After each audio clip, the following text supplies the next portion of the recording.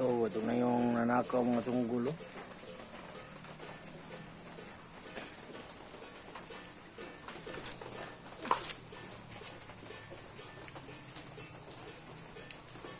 Maning gikawat mga tungkol durang kawatan ay huwag mata.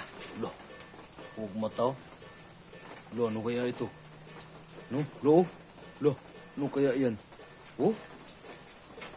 Yan o mga tungkol o. Gipinturahan nila og ano mga tungkol. Pininturahan nila ng silver mga tungkol para hindi malata ba. Tapos yung ibang parts mga tungkol no, binaligya na nila. Inilisan nila ng ibang parts ano. Inilisan nila ng lumang parts. Mga bulok na parts ang inilis nila dito mga tungkol.